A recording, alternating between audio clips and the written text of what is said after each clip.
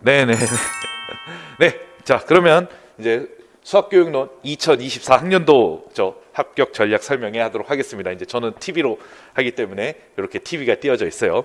그래서 쭉 한번 얘기를 해볼 거고, 일단 2023학 이제 3학년도 기출에 대해서 뭐 해설을 완벽하게 오늘 하려는 건 아닌데, 그 어느 정도 모범 답안 같은 것도 마련이 됐기 때문에 그 얘기도 좀 해보도록 하겠습니다. 자, 여기 보시면 이제 처음에 뭐 과목, 시간, 문항, 유형 등 있는데, 이건 이제 아마 설명을 들으셨을 것 같고, 이건 이제 참고하시면 좋을 것 같고, 지금 제가 2차 강의를 지금 수학교육론이니까 2차 강의를 하고 있어요. 그래서 이제 2차는 이제 특별히 제가 맡은 것은 이제 수업 능력 평가, 이제 이쪽 중심으로 하고 있고요. 면접은 이제 따로 아마 교육학 교수님들이 하고 계실 거라고 또 생각이 됩니다. 그래서 2차 강의에 대해서는 나중에 또 얘기를 해드리도록 하고요. 자, 일단 지금은 1차 시험을 좀 중심으로 좀 얘기를 해보도록 하겠습니다. 자, 수학교육론이 이번에도 이제 24점 정도의 배점이 되고요. 전체 100점 중에 이제 4분의 1 정도 차지를 하죠. 그렇기 때문에 굉장히 중요하다고 볼 수가 있어요. 자, 여기 출제 범위를 보면 요게 이제 한국교육과정평가원에 있는 출제 범위인데, 자, 여기를 보시면 제가 이게 날짜도 이제 적어놨는데, 이게 2020년 9월 11일에 나왔어요. 자, 이게 나왔는데 대략 1년 정도 전에 나온 것이 보통 시험 범위가 돼요. 근데 아마 최근인가 오늘인가 어젠가에 지금 며칠 안 됐어요. 최근에 2022 개정 수학과 교육과정이 총론으로 딱 나왔어요. 총론으로 나왔는데, 그러니까 이제 고시가 됐다는 거죠. 그러면 약간 이제 1년 정도 후에 우리가 임용시험을 보게 되잖아요. 그렇기 때문에 2022 개정이 나올 가능성이 있다고 보여집니다. 그래서 오늘은 2022 개정에서 주요 좀 달라진 부분을 조금 포함해서 말씀을 드리려고 합니다. 자, 일단 최근 경향 및 특징을 보면 2차의 비중도 되게 많이 높아졌고, 그렇기 때문에 2차도 굉장히 중요합니다. 하지만 일단 1차를 합격을 해야 2차 기회가 이제 다가오는 것이기 때문에 우리가 1차를 먼저 중점적으로 얘기를 해보도록 하겠습니다. 자, 수학교육론 문제 해결을 좀 생각을 해봐야 돼요. 이건 이제 전략도 중요한데, 그렇기 때문에 이게 수학교육론 같은 경우는 하반기에만 막 문제풀이나 어떤 이제 서술하는 연습을 하면 조금 시간이 많이 부족할 수도 있어요. 그리고 이제 우리가 또 전공 또 같이 해야 되기 때문에 전략을 좀 잘 세울 필요가 있습니다. 자, 일단 수학교육론은 문제의 형태가 뭐 전공도 마찬가지지만 기입형과 서술형으로 나와요. 자, 그렇게 기입형과 서술형으로 나와서 이제 출제가 되는데, 대략 기입형은 지문 읽는 거, 답 쓰는 거 포함해서 한 3분 정도로 잡는 게 적당하고, 그다음에 이제 서술형은 문제 지문 읽고 분석하고 생각하는 것까지 합쳐서 한 7, 8분 내외로 시간을 배정하는 게 적절합니다. 만약에 수학교육론에 시간을 너무 많이 투자를 해버리면 전공수학 문제 풀 시간이 많이 부족하다고 볼 수 있어요. 자, 전공 A가 전공수학하고 수학교육론 합쳐가지고 90분이 주어지는데, 전공 A는 이제 기입형 한 문항, 서술형 두 문항이에요. 자, 그럼 대략 수학교육론 서술을 어느 정도 잡아야 되느냐? 한 3분? 그 다음에 뭐 7, 8분이라 그랬으니까 많아야 20분. 그러니까 20분에 맞추는 게 좋겠죠. 그러면 나머지 70분을 전공 수학에 투자를 하는 게 적절하다고 볼 수 있고, 전공 B에서는 수학교육론이 서술형의 한 문항이 더 많아요. 그 대신 이제 전공 수학의 한 문항이 적겠죠. 그러면 25분 정도를 사용하시고 나머지는 전공 수학, 그러니까 65분을 사용해야 되겠죠. 그래서 보통 전공은 한 70분, 65분 그렇게 좀 사용을 하는 게 적절하다고 볼 수 있어요. 막 수학교육론에 너무나 많은 서술을 투자를 하게 되면 이게 전공수학 풀 시간이 없기 때문에 쉽지 않습니다. 그래서 적절하게, 그래서 이제 제가 1월부터 이제 매번 이제 5문제씩 서술을 할 수 있는 그런 어떤 그 문제를 제공하고 서술형 문항 제공하고 그다음에 이제 첨삭도 해드리거든요. 그래서 이제 그런 부분들을 1월부터 연습을 하다 보면 어느 정도 이제 서술 방식이 세팅이 될 거라고 생각해요. 이번에 이제 기출 해설도 하겠지만 이제 잘 서술할 수 있는, 그러니까 좀 주어진 시간에 맞춰서 적당한 길이로 서술을 할 수 있는 게 굉장히 중요했기 때문에 이제 그런 부분을 생각해서 이제 서술 연습을 미리 해두면 좋을 것 같고, 비포용지 기준으로 4-5줄 정도가 적당합니다. 이제 이게 실제로 B4용지로 나오기 때문에. 그래서 A4용지를 기준으로 하면 한 6에서 8줄, 막 10줄 넘게 막 서술하는 건 적절하지 않을 수가 있는데, 이건 이제 기출 해설을 보면서 어떻게 서술하는지도 좀 말씀을 드리도록 하겠습니다. 물론 10줄 넘게 꼼꼼하게 더 서술을 하면 감점은 되지 않겠죠. 웬만하면 쓸 거 다 쓰니까. 하지만 그렇게 해서 막 감점 안 받고 막 1점을 더 받기 위해서 이렇게 서술 안 해도 뭐 6에서 8줄 정도만 서술해도 다 맞을 수도 있는 건데, 막 이제 꼼꼼하게 너무 서술을 하려다가 전공 서술 시간이 부족해지면 안 되겠죠. 그래서 균형 감각이 굉장히 필요하다, 이렇게 볼 수 있습니다. 자, 그럼 수학교육론은 1년 동안 무엇을 공부를 해야 되는가? 그래서 제가 이 표지들을 다 실어놨어요. 일단 메인 중에 메인은 이 두 개가 메인 중에 메인입니다. 수학교육학 신론 1과 수학교육과정과 교재연구가 중요하고, 이 신론 2까지를 메인으로 넣어도 괜찮을 것 같아요. 여기에 이제 교육과정하고 평가가 있는데, 평가에 대한 시험 문제가 또 이번 기출에 또 나왔기 때문에 어쨌든 요게 메인이고, 그 다음에 교육과정 굉장히 중요합니다. 이 교육과정도 굉장히 중요하고, 이 두 개는 심화 이론이라고 볼 수가 있는데, 이번에 수학습 지도 원리화 방법에서 이거를 알아야 풀 수 있는 문제가 또 나왔기 때문에 이제 그런 부분에서 5번, 6번은 좀 심화 이론 교재이긴 하지만 역시 변별력을 위해서 한 문제 정도 출제가 되는 경향이 있기 때문에 잘 알아두셔야 될 필요가 있어요. 그래도 이제 우선순위는, 굳이 우선순위를 따지자면 1, 2, 3, 4가 1, 2가 최우선순위, 1번, 2번이 최우선순위, 3번, 4번이 그 다음 우선순위. 근데 이 네 개는 다 중요해요. 그 다음에 5번, 6번은 내가 1, 2, 3, 4번을 충분히 공부를 했으면 그 다음 이제 5번, 6번 이렇게 이제 순서대로 공부를 하시면 되겠습니다. 자, 그래서 여기 나와 있고요. 4번에서 좀 얘기할 게 있어요. 이게 총론이라고 해서 이제 교육과정에 대해서 전체적으로 나온 책이에요. 그래서 그러니까 제본한 거라고 볼 수 있는데, 이게 공개 자료라, 교육부 공개 자료라 지금도 인터넷에서 다 다운받을 수 있어요. 그래서 그 공개 자료를 이렇게 약간 제본해서 이제 책 형식으로 만들어 놓은 건데, 어쨌든 그렇게 하시든지 아니면 뭐 아이패드나 갤럭시 탭이나 그런 탭에다가 넣고 다니면서 보시든지 상관없는데, 왜냐하면 공개 자료고 다 받을 수 있으니까 뭐 그렇게 하시면 되는데, 어찌됐든 이 교육과정에 대해서는 꼼꼼하게 잘 알아둘 필요가 있습니다. 자, 이게 2022 개정 수학과 교육과정도 최근 아까도 말씀드렸듯이 별책 8, 그러니까 수학교과가 이제 8번으로 배정이 돼 있어서 그래요. 그래서 별책 8로 공개 자료로 나왔습니다. 그래서 저도 이제 다운을 받아놨는데, 어제 이제 받아놨는데, 이를 그러니까 2022 개정을 좀 더 중점적으로 공부를 하는 게 필요해요. 그렇다고 해서 1호 개정을 이제 무시해야 되느냐?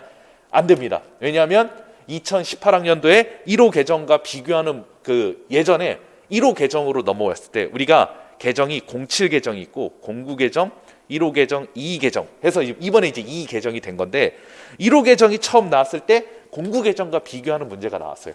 그러면 22 개정이 나왔다 하더라도 1호 개정과 비교하는 문제가 나올 수도 있으니까 이 두 개를 다 어느 정도 다 해둬야 됩니다. 그래서 저도 이제 1호 개정이 처음 나왔을 때 이 두 개를 비교하는 강의를 쭉 했었거든요. 이번에도 그렇게 이제 할 예정이에요. 그래서 그거를 좀 생각을 해두시면 되겠습니다. 자, 그 다음에 이제 6번, 7번, 그 다음에 이제 7번은 여기 뭐 따로 제가 여기다가 없는데, 7번은 이제 교사용 지도서라고 지도서 공부를 해둬야 돼요. 왜냐하면 이번 시험에서도 지도서 내부에 있는 용어의 의미를 정확하게 알고 그 의미를 파악해야 쓸 수 있는 그런 내용이 나왔어요. 그래서 지도서도 굉장히 중요하다고 볼 수 있습니다. 자, 그래서 여기 2022 개정 수학과 교육과정의 변동사항이에요. 이거는 뭐 알아두셔야 되는 중요한 내용이라고 볼 수 있습니다. 그래서 일단 이제 대표값이 중3에서 중1로 이동을 했다는 거, 뭐 이건 그냥 쭉 훑을게요. 그 다음에 증명이란 용어를 원래 중학교에서 안 썼는데 증명이란 용어를 이제 쓸 수가 있게 됐고요. 그 다음에 원래 2차 함수의 최대 최소는 고등학교 1학년 때 1호 개정에선 배웠는데 2 개정에서는 중학교 3학년으로 이제 됐습니다. 그리고 상자 그림이 추가가 됐거든요. 요거 좀 간단하게 설명을 해드릴게요. 그 다음에 행렬이 오랫동안 삭제가 됐었는데 다시 재도입이 됐습니다. 행렬이. 그 다음에 도형의 방정식은 이제 2학기 때 배우는 걸로 살짝 조정이 됐고요. 이제 행렬이 들어가서 그래요. 그리고 모비율과 공간 벡터가 원래 빠졌는데 너무 안 배우는 거 아니냐 해서 다시 추가가 됐어요. 공간 벡터를 뺀다는 건 조금 이제 그때도 말이 많았었는데, 그래서 1호 개정에서 삭제됐다가 다시 2 개정에서 부활을 했습니다. 그래서 간단하게 얘기하면 행렬이 추가됐는데, 근데 이제 행렬이 추가된 게 간단한 것만 추가가 됐어요. 역행렬도 다루지 않는 간단한. 그래서 여기 보시면 정리하자면 행렬과 그 연산만 다루고 역행렬은 다루지 않는 것으로 보이는데, 왜냐하면 여기 용어에 정사각행렬, 영행렬, 단위행렬 이런 용어를 사용할 수 있으니까 이거 다루는 게 맞아요. 그리고 다루는 게 보면은 행렬, 행렬, 성분, mx 행렬 이걸 다루는데 m 곱하기 n 행렬을 다루는데 역행렬이 없어요. 그렇기 때문에 역행렬은 다루지 않는 것으로 보입니다. 그러면은 굉장히 역행렬을 다루지 않으면 쉬워지겠죠. 그래서 어쨌든 그래도 행렬이 추가됐다는 것에 의의가 있다고 볼 수 있어요. 자, 확률과 통계도 이렇게 변화가 됐는데 이건 한번 참고하시면 좋을 것 같고, 이거는 제가 총론에서 그대로 캡처해서 갖고 온 거예요. 자, 상자 그림은 살짝 말씀만 드리겠습니다. 그래서 사분위수라는 개념이 들어갈 수밖에 없어요. 상자 그림을 하려면. 그래서 사분위수도 이제 대표값의 한 종류인데, 대표값이 이제 중학교 1학년으로 이동을 했다 그랬잖아요. 근데 평균 중앙값, 최빈값과 다르게 이 사분위수라는 대표값은 중3 때 처음 다루게 되고요. 그래서 요 상자 그림을 지도를 하게 됩니다. 이거는 뭐 어차피 해당 강의를 할 때 좀 더 자세히 말씀을 드릴 것 같아요. 자, 그러면 2018학년도부터 2023학년도까지 기출에 대해서 좀 분석을 한번 해보도록 하겠습니다. 왜냐하면 그렇게 분석을 하다 보면 수학교육론을 어떻게 중점적으로 공부를 해야 될지 파악을 하실 수 있기 때문에 그걸 좀 얘기를 하도록 하겠습니다. 자, 일단 1번에 해당하는 내용은 요즘에 계속 트렌드예요.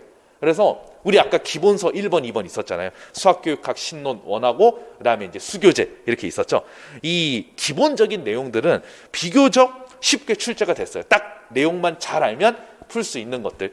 나머지의 변별력은 지도서와 교육과정과 그리고 심화 이론서라고 할 수 있는 뭐 수학습 지도 원리와 방법이라든가 그런 데서 출제가 됐습니다. 2018학년도에 굉장히 놀랐던 게 이때 정말 교육과정과 지도서에서 엄청나게 많이 나왔어요.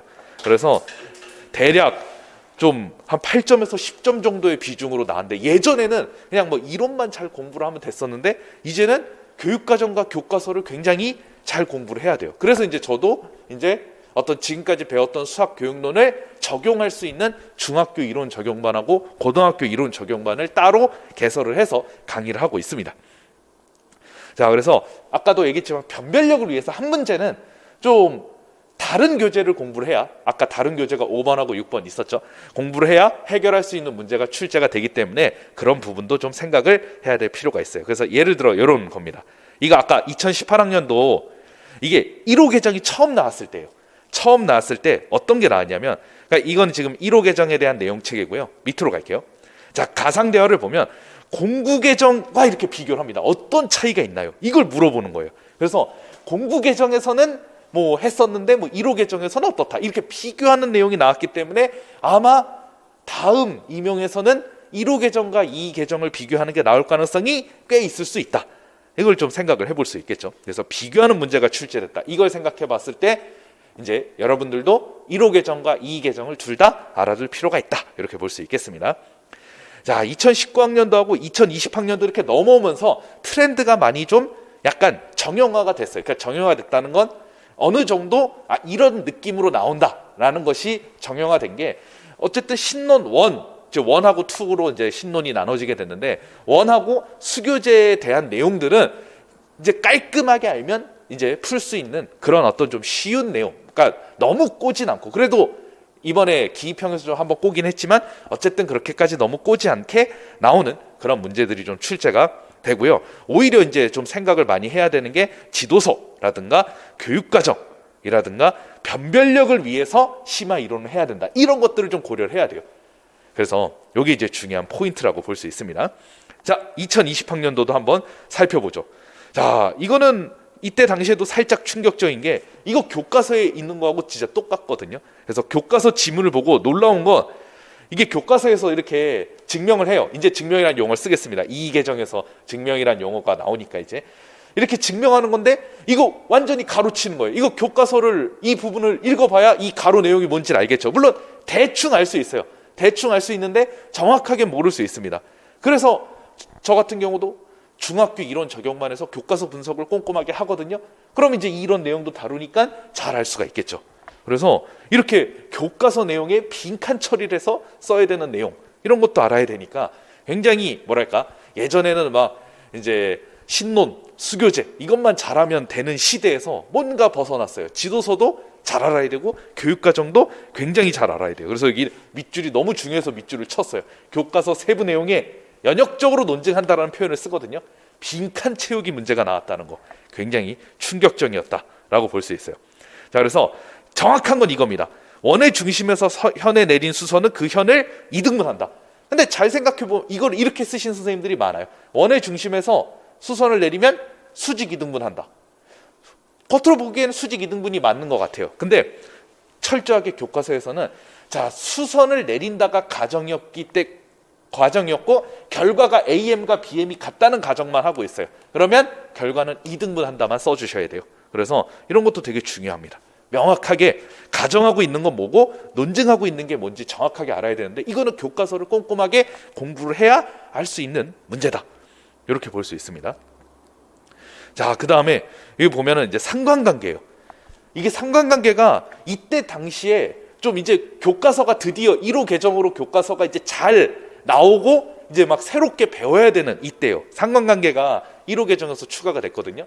그래서 이렇게 상관관계에 대해서 그러니까 한마디로 교과서 분석을 잘 하지 못했으면 좀 풀기 어려웠던 그런 내용이 나왔어요. 왜냐 상관관계가 1호 개정에서 이제 오랜만에 도입이 된 것이기 때문에 그렇게 따지면 이번 기출에서는 아까 상자 그림 있었죠. 상자 그림에 대한 내용이 갑자기 나올 수도 있어요. 그렇기 때문에 이 개정에서 새롭게 추가된 거를 굉장히 무엇보다 공부를 잘 해둬야 돼요. 그래서 행렬 같은 경우도 좀 많이 생각을 해봐야 될 것이고요. 그래서 이런 게 나왔습니다. 그래서 이것도 교과서를 되게 잘 알고 있어야 돼요. 왜냐하면 이게 그 휴대전화 사용 시간을 줄이면 수면 시간이 늘어날 것이다 그런데 대충 보면은 휴대전화 사용 시간이 줄어들면 수면 시간이 늘어나는 것 같네, 맞는 것처럼 보여요. 하지만 이거 인과관계로 해석하면 문제가 있죠. 근데 이것도 교과서에 정말 잘 나와 있어요. 인과관계로 해석하면 안 된다, 막 유의사항도 나오면서 왜 그런지도 잘 나와 있어요. 왜냐하면 뭐 상식적으로 휴대전화 사용 시간 줄이는 대신 뭐 컴퓨터를 해서 수면 시간이 뭐 그대로일 수도 있으니까 어찌됐든 이런 인과관계로 무조건 해석할 때는 조심해야 되는데 그거에 대해서 교과서는 굉장히 유의사항과 함께 잘 나와 있단 말이에요. 그렇기 때문에 교과서를 굉장히 잘 알아둬야 된다, 이렇게 볼 수 있습니다. 그래서 결론을 평가해야 되는데 결론 평가가 그래서 잘못된 거예요. 결론이 적절하지 않았다는 거죠. 그렇게 평가를 해야 되는데 그래서 결국 교과서 내부 내용을 굉장히 잘 알고 있어야 돼요. 그리고 평가에 대해서도 잘 알아야 되고 평가는 신론 2에 이제 잘 나오죠. 3번 책 아까 1번, 2번, 3번에서 6번까지 있었죠. 그래서 신론 2에 잘 나와 있습니다. 자, 2021학년도도 넘어갈게요. 역시 교육과정에 대한 비중도 더 커졌습니다. 여기 보시면은 더 놀라운 거는 이제 학생들이 수학 일기 쓴 것도 이렇게 지문으로 나옵니다. 이제 막 교사 학생 대화 상황만 나오는 게 아니라 이렇게 그냥 일기까지 나와요. 그래서 학생비가 자료를 대표하는 값에는 여러 가지가 있고 주어진 대표값, 이거 지금 최빈값에 대한 내용이거든요. 최빈값의 의미를 잘 알아야 또 풀 수 있는 문제였습니다. 그래서 뭔가 교과서의 내부에 있는 내용들을 계속 출제를 하려고 하는 그런 경향이 있었어요. 그래서 아예 그냥 기억을 설명할 수 있는 개념 용어를 써야 돼요. 기억. 그냥 이게 뭐냐 물어본 거예요. 그냥 이거 교과서에 잘 나와 있어요. 근데 물론 뭐 언뜻 들어서 알 수도 있겠지만 교과서 공부가 충분하지 않으면 모를 수 있다는 거죠. 그래서 그냥 최빈값의 의미, 이거 개념 용어는 이제 비계 설정인데 요거 최빈값의 의미를 쓰라고 나온 거죠. 그렇기 때문에 교과서 내부에 있는 용어의 의미를 물어보는 문제가 나왔는데 이번에 또 나왔어요. 그렇기 때문에 교과서 공부가 굉장히 중요하다. 이번에는 뭐 상가함수 단원인데 이건 여기서 더 놀라웠어요. 왜냐하면 수학 1이 고등학교 2학년 때 다루는 건데 자 보시면 여기 보시면 이제 a sin x하고 sin bx, 그래서 y는 a sin bx에 대해서 정리한 내용을 써야 돼요. 이제는 이 a sin bx가 어떻게 되는지, 그러니까 완전히 그냥 문제 풀어야 돼요. 제가 고등학교 이론 적용반을 개설해서 강조를 하는 게 그래서 이제 실제로 문제도 풀어야 됩니다. A하고 B의 역할 대충 느낌적으로는 알죠. 얘는 주기와 관련이 있고 얘는 이제 높낮이 관련이 있다, 최대 최소 관련이 있다, 느낌적으로는 아는데 학생이 발표의 준비 과정과 내용도 서술해야 되는데 이거 절대값 안 쓴 사람들 감점되거나 틀렸을 수도 있거든요. 절대값 써야 되는데 그러니까 이제 이거 그러니까 절대값의 이거죠. 요거 말씀드리는 건데 그러니까 이제 이런 부분 정확하게, 근데 놀라운 건 교과서에 지도서에 정확하게 나와 있어요. 동아출판 지도서를 하는데 동아출판 지도서에 다 나와 있는 내용입니다. 그래서 공부를 했으면 아는 거고 모르면 모르는 거예요. 거기에다가 또 뭐 나옵니까? 지금 2015 개정 수학과 교육과정에 이렇게 교육과정에서 또 물어보는 거예요. 교수학습 방법에 제시된 것 중에서 선택해라 이렇게 나옵니다. 그래서 이제는 뭐 수학 1 문제도 해결해야 되고요. 2022학년도에는 제가 소개할 텐데 지수부등식도 세워서 풀어야 돼요. 실생활 문제 가지고. 그래서 여러분들이 고등학교는 문제풀이도 잘해야 된다. 이런, 그러니까 옛날에는 막 그냥 이론서 신론하고 수교재만 하면 다 됐던 시대였는데 지금은 이제 막 고등학교 문제도 풀어야 되고요. 중학교 용어도 알아야 돼요. 지금 그런 시대가 됐습니다. 2학년도로 넘어가죠. 자, 여기 보시면 이렇게 교육과정에서 물어보는 게 2개씩은 들어가요. 이게 꼭 물어봅니다. 교육과정이. 그래서 제가 나머지 소개하지 않은 것들은 그냥 이론서 잘 공부하면 되는데 그거는 여러분들이 아마 이제 교육 관련해서 이제 수학교육학과를 나오던 아니면 뭐 교직이수를 하던 해왔으니까 그건 너무 당연한 거고, 근데 추가된 게 놀랍다는 거죠. 그래서 1호 개정에 있는 내용으로 계속 나옵니다. 그래서 뭐 이런 거 뭔지도 알아야 돼요. 그래서 태도 및 실천 자기평가 이것도 그 아까 별책 8 총론 있었잖아요. 그거를 거기에 똑같이 실려 있어요. 근데 그걸 공부했느냐 안 했느냐에 따라 달라지는 겁니다. 굉장히 중요하다고 볼 수 있죠. 자, 이제 여기서도 또 놀라운 얘기인데, 자, 1호 개정에 수학 2도 알아야 돼요. 원래 수학 1과 수학 2가 고등학교 2학년 때 배우는 건데 이것도 굉장히 중요합니다. 그래서 요 변환론의 관점 어쩌고 저쩌고 문제가 이렇게 문제가 나왔는데 정적분 도입 및 설명 방식이라고 나오는데, 자, 이때 이거를 소개할 때가 됐어요. 제가 이거 수학교육론 용어 자료집 잘 보이시죠? 자, 이 용어 자료집을 이제 2022학년도, 그러니까 이게 지금 22학년도잖아요. 요거 하기 한 몇 달 전에, 그러니까 지금 한 1년 몇 개월 전, 1년 한 3, 4개월 전에 만들었어요. 이 용어 자료집을 만들고 이것만 공부해라. 제 강의도 이걸 중심으로 짜여져 있어요. 그래서 이걸 공부하라고 했는데, 이 수학 2, 여기 이제 수학 2 있잖아요. 고등학교 2학년 때 배우는 수학 2에 교수학습 방법 및 유의사항이 11개 정도 있어요. 근데 저는 이 용어 자료집이 증거입니다. 내가 이 11개 다 외우지 말고 단 한 개만 외워라. 그래서 여기 단 한 개만 실려 있어요. 진짜 한 개만 실려 있는데 그냥 그게 나왔어요. 그냥 그 한 개만 외우라고 했는데 그게 나왔어요. 이건 뭐 여기 증거 자료가 있으니까 아주. 그래서 그것만 외우신 제 강의를 들은 선생님들은 당연히 맞았죠. 그럴 수밖에 없어요.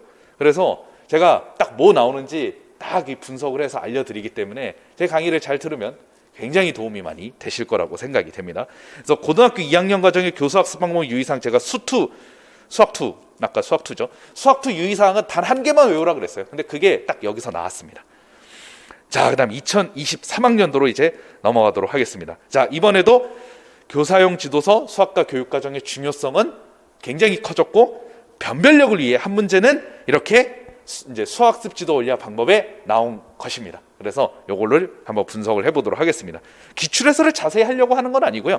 이 기출해설에 대해서 좀 더 자세한 것들은 제가 블로그에 이제 PDF 파일로 뭐 다운 받을 수 있게끔 올려드릴 겁니다. 여기 블로그 주소가 있는데 이 블로그 주소 들어가셔서 이웃 신청을 하셔도 되고, 그럼 뭐 전 다 받아드리고요.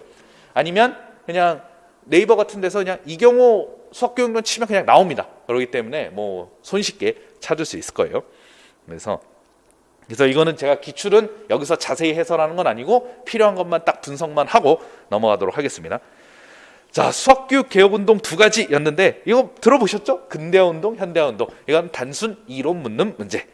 그래서 자, 이렇게 이론 묻는 문제가 이렇게 나오고요. 그러니까 이거는 뭐예요? 이거는 신론 1 앞부분 잘 공부하면 충분하다. 당연히 이제 이론에서도 나오니까 이렇게 잘 공부를 해두셔야 되겠죠. 자, 수학교육론은 총 7문제 24점 배점이 되었습니다. 자, 그다음 두 번째로 가겠습니다. 전공 A. 자, 전공 A는 기입형 하나, 서술형 2개가 나왔다 그랬죠? 그래서 서술형 5번과 6번 2개가 나왔어요. 자, 대표값이 나왔어요. 자, 대표값이 나왔는데 이걸 딱 보는 순간 또 교과서에 있는 내부에 있는 내용을 알아야 되는구나. 근데 여기서 내부에 있는 내용을 알아야 되는데 한술 더 떴습니다. 요 5개의 수가 평균이 대표값으로 적절할까요? 라고 하는데 한술 더 떤 건 뭐냐면은, 자, 평균이 대표값으로 되기에 적절하지 않은 사례로서 중앙값을 도입하여 제시된 것이다. 적합한 자료 5명의 신장에 얘도 실어야 돼요. 그러니까 이거는 그냥 선생님이 구성을 해서 실어야 돼요. 근데 이거는 교과서를 보면 어떻게 구성해야 되는지 딱 답이 나오거든요. 극단적인 값이 포함되게끔 구성하면 되는데 이거를 공부하지 않으면 뭐지? 잘 모를 수 있습니다. 자료의 특성도 설명을 해야 되는데, 그래서 제가 이거 용어 자료집을 또 소개하지 않을 수 없습니다. 그래서 제가 이거 페이지 펼쳐 드릴게요. 68, 69페이지에 진짜 작거든요. 2페이지에 걸쳐서 교과서 관련 핵심 용어라고 해서 딱 2페이지만 이것만 외우세요. 소개를 했습니다. 여기에 대표값, 중앙값, 최빈값, 산포도 딱 들어가 있거든요. 그래서 대표값과 중앙값 딱 이것만 정확하게 공부하고 알았으면 아주 충분히 잘 풀 수 있었던 뭐 편안한 문제였어요. 알았으면 편안하고, 이게 막 이론만 그냥 공부하면 와, 이 이론 문제가 왜 나오지? 이렇게 생각할 수 있는 것입니다. 그래서 보면은 딱 대표값하고 중앙값 의미 생각해서 적절하게 쓰면 되는 거였어요. 극단적인 값 하나 딱 그냥 모셔두고 그렇게 하면 됩니다. 극단적인 값이 존재하니까 평균은 영향을 받으니까 자료의 전체적인 특징을 잘 나타내지 못한다. 이렇게 하면 됩니다. 자, 그리고 또 이렇게 나오죠. 또 교육과정 안 나오면 섭섭하죠. 또 나옵니다. 그래서 수학적 모델링 관련해서 또 나왔어요. 그래서 그걸 적어주시면 되겠습니다. 자, 그다음 나머지는 자세히 읽어보시면 될 것 같고, 제가 교과서 분석 강의할 때 뭐 이 내용 당연히 강의를 했습니다. 이론 적용만 할 때, 중학교 이론 적용만 할 때 강의를 했던 내용이고, 이것만 알면 충분히 풀만한 문제였어요. 즉 그러니까 이렇게 교과서 내부 내용을 알아야 돼요. 이거 어쩔 수 없습니다. 이제 시험이 그렇게 나오니까. 자, 그다음 세 번째 보도록 하겠습니다. 자, 여기도 일정 기간 동안 뭐 시험지, 단순 과제물, 평가에 대해서 나왔어요. 평가. 자, 평가에 대해서 나왔는데 역시 또 교육과정 지금 2개 이상 나옵니다. 이렇게 교육과정 굉장히 좋아요. 교육과정 이번에 2 계정과 1호 계정 비교하는 게 나올 가능성도 꽤 있다고 볼 수 있죠. 자, 그리고 평가 원칙의 수학과 평가의 목적, 그리고 평가 방법이 장점, 여기 나오는데, 제가 이거 수학과 평가에 대해서 이거 여기 평가 원칙 여기 있잖아요. 평가 원칙이 4개가 있어요. 4개가 있는데 여러분들 다 하실 필요 없습니다. 단 한 개만 외우십시오 하고 여기에 단 한 개만 기록해 놨어요. 확인해 보세요. 이거 방문각 1층에 그냥 받아갈 수 있어요. 제가 PDF 파일로 만들어 놨는데 4개가 있는데 4개 다 필요 없습니다. 한 개만 암기하십시오. 근데 그 암기하라고 한 거에서 나왔어요. 뭐 이건 뭐 이 책이 이미 책으로 나왔기 때문에 증거 자료가 되겠죠. 그래서 역시 또 제가 강조하는 것만 또 잘 들으시면 이런 거 굉장히 쉽게 풀 수가 있습니다. 자, 그래서 평가 목적, 이거 이경호 선생님이 한 개 외우라고 한 거 그냥 그대로 쓰면 되겠네. 아주 편안하게 쓰시면 됩니다. 자, 평가 방법이 갖는 장점, 이거 포트폴리오 평가거든요. 그 장점이 2가지가 있어요. 이 2가지에 대해서도 제가 신논 2 시간에 뭐 당연히 강의를 했고, 당연히 여기도 나와 있습니다. 그래서 그냥 그건 외우면 되기 때문에 굉장히 쉬운 문제였어요. 그래서 이 2개가 있어요. 학생들의 관점과 교사의 관점이 있는데, 이건 제가 가로를 쳐놨습니다. 왜냐하면 둘 중에 하나만 쓰면 돼요. 그냥 하나만 쓰라 그랬거든요. 여기 한 가지 서술하시오 했기 때문에 하나만 쓰면 됩니다. 자, 그런 내용이었어요. 자, 그다음, 자, 이제 전공 B는 수학교육론은 기입형 하나, 서술형 3개가 나왔죠. 자, 이건 좀 어려웠습니다. 제가 이거는 신논 1 시간에 증명생성 강의를 하긴 했지만, 솔직히 이건 제가 적중했다고 말하기도 어려운 게, 그냥 1월에 한번 딱 하고 뭐 문제로 낸 건 아니니까 어쨌든 뭐 그냥 강의만 했다 정도밖에는 안 되겠네요. 자, 이건 좀 약간 너무 세분화된 내용에서 나왔어요. 이건 이제 제가 작년 강의 자료에서 가지고 왔어요. 그래서 뭐 증명생성 개념 뭐 읽어드리고 뭐 한번 언급한 정도이지만 뭐 그걸로 좀 쉽지 않았을 것 같아요. 너무 약간 이제 지엽적인 부분에서 좀 나왔다는 평가가 많이 있습니다. 자, 그다음, 자, 요거는 딘제 이론인데, 자, 이거 딘제 이론인데 이거는 전형적인 신논 1 잘 공부하면 충분히 맞출 수 있는 내용이었습니다. 그래서 요거 이제 딘제 수학적 다양성의 원리고요. 그다음에 밑줄 친 기억이 이제 구성의 원리에 대한 건데, 이거는 아마 모범 답안을 참고하시면 그냥 전형적인 그냥 이론에서 잘 나왔구나 이렇게 느끼실 수 있을 것입니다. 자, 그다음 이제 6번으로 가겠습니다. 자, 요거는 아마 이제 저도 이거를 이 부분에 대해서 옛날에 굉장히 많이 질문을 받았던 내용이에요. 그래서 이 부분 정의하기에 대한 건데, 제가 이거 정의하기는 제가 7, 8월에도 출제를 했고요. 그 다음에 이제 모의고사 때도 강조해서 얘기를 했던 거예요, 작년에. 그래서 아마 뭐 7, 8월 제 영역별 문제풀이반 수업 듣고 제가 이거 어디에서 정확하게 출제했는지는 블로그에 실도록 하겠습니다. 아마 7, 8월 제가 대충 봤을 때 92번에서 출제한 걸로 알고 있는데, 어쨌든 요거 하고 그다음에 모의고사에서 얘기했던 어디에 얘기했는지 뭐 그거는 블로그에 좀 실도록 하고, 그래서 이거 질문이 많았던 내용이고, 그래서 정의하기 관련해서 그러니까 이론에 대한 거예요. 얘도 그리고 반일내 기하학습 수준 이론도 이론에 관련된 건데, 자, 학습 수준을 쓰고 판단한 근거를 써라. 전형적인 이론을 잘 알면 됐을 내용인데, 이 정의하기는 의외로 이제 좀 잘 모를 수도 있었던 개념이고, 그래서 간단하게 얘기하자면 증명하기가 있었는데, 제가 정말 한 작년에도 한 수십 번 질문을 받은 게 증명하기 하고 정의하기 순서 물어보는 분들이 되게 많았어요. 그래서 증명하기 먼저 그 다음 정의하기 아니냐 이렇게 순서 물어봤는데, 제가 다 동일하게 정의하기 다음 증명하기다라고 정말 꾸준히 말씀을 드렸습니다. 근데 이제 드디어 기출에서 인증을 했죠.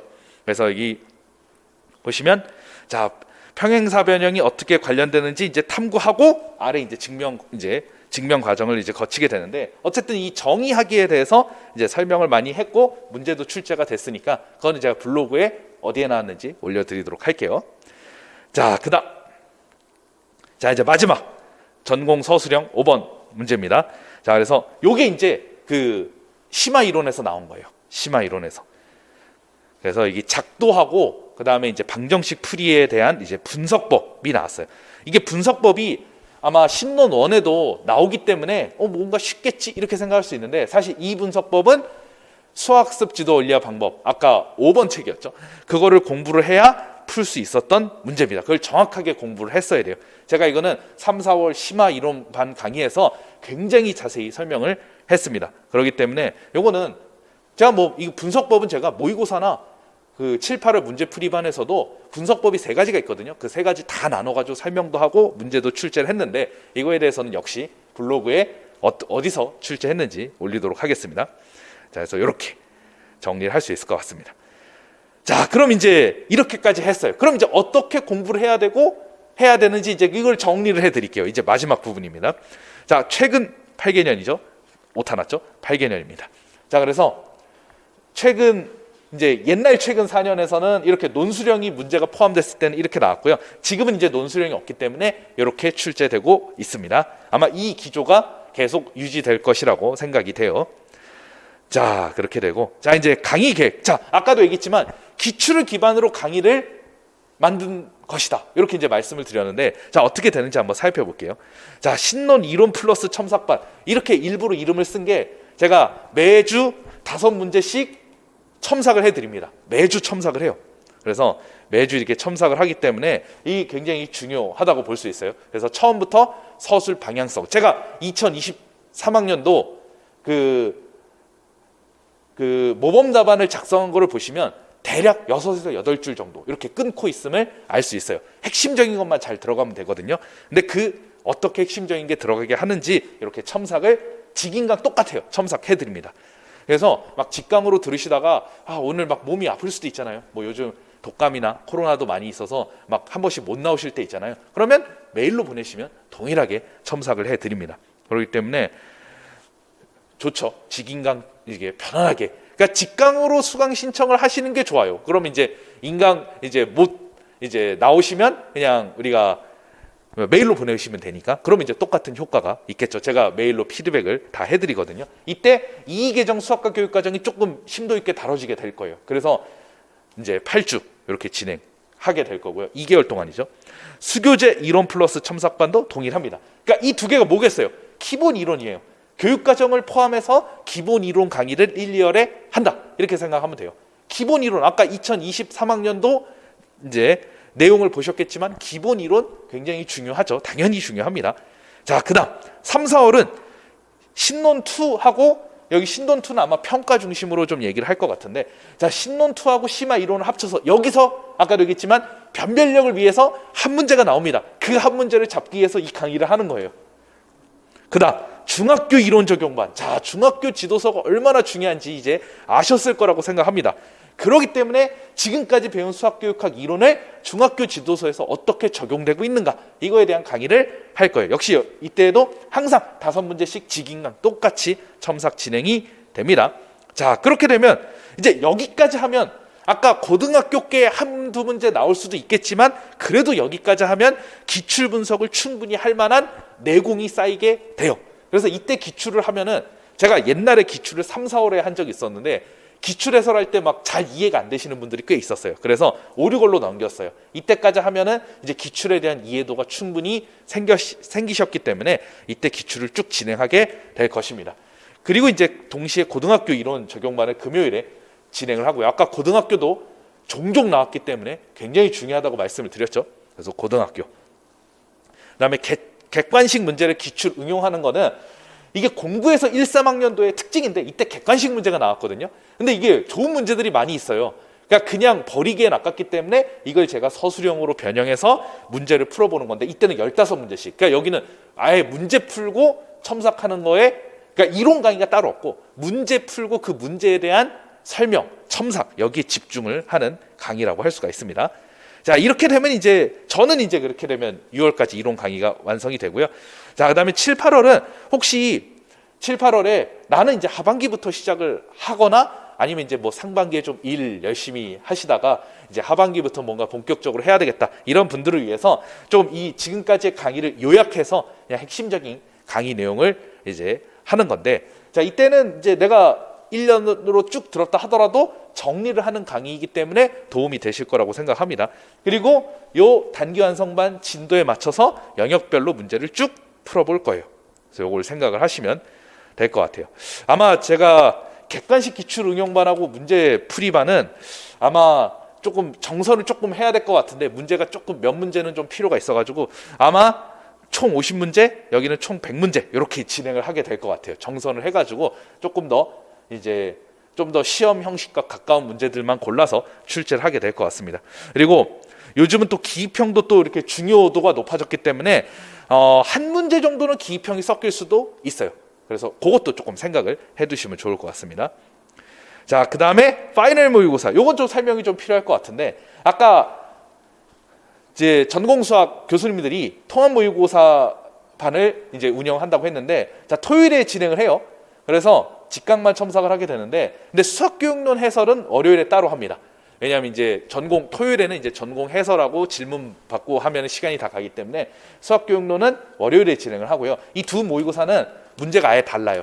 그래서 전공수학 통합 모의고사반하고, 그다음에 제가 이제 수요일에는 따로 수학교육론만 모의고사 1회 플러스 서술형 3문제 분석을 합니다. 그러니까 모의고사를 2개를 다 들으시면 새로운 모의고사 2회와 두 개와 그다음에 서술형 3문제를 매주 풀어볼 수 있겠죠. 그래서 통합 모의고사반 문제하고 완전히 다른 것입니다. 그래서 요건 이제 수요일에 진행돼요. 지금 여기가 이제 수요일 강의고 여기가 금요일 강의인데, 이때는 이제 월요일에 진행한다는 거, 요것만 좀 생각을 하시면 될 것 같아요. 자, 2차 대비반은 이렇게 내용 강의를 하는데, 어쨌든 올해 2차 대비반 계속 진행을 하고 있습니다.